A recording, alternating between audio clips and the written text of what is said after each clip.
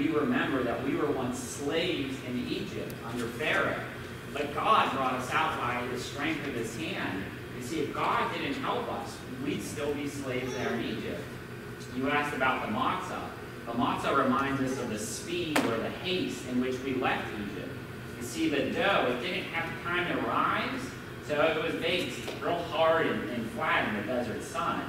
The bitter herbs remind us of the bitterness of the bondage of slavery.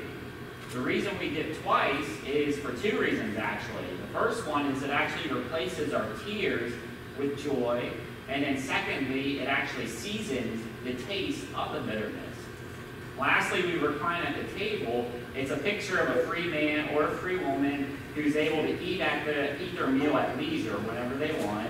And the pillow that they actually sit on reminds us of that freedom. See, it all started many years ago. Remember Father Abraham? Had many sons?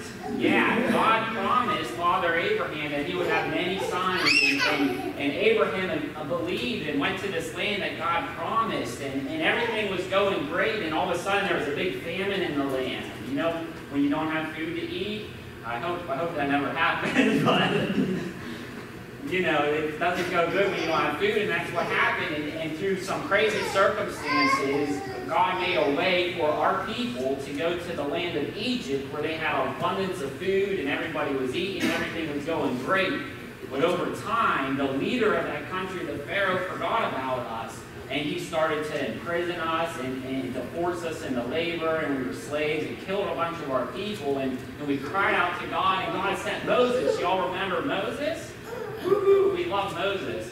And so Moses went and talked to Pharaoh to let our people go, but Pharaoh had a hard heart. He was a mean guy, and so it took 10 plagues to get us to leave. One of them was bugs. Y'all like bugs?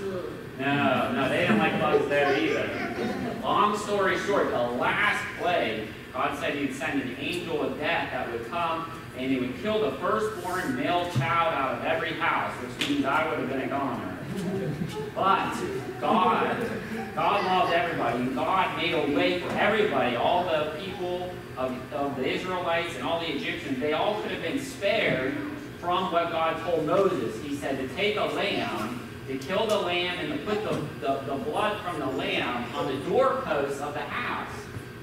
And when that night, when the angel of death came, when he saw the blood of the lamb, not just any lamb, it had to be a pure lamb, a spotless lamb. When the angel of death came and saw the blood of a spotless lamb on the door, it would pass over that house. So that's where we get Passover from, that because God loved us, because of the blood of the spotless lamb, that the angel of death passed over us.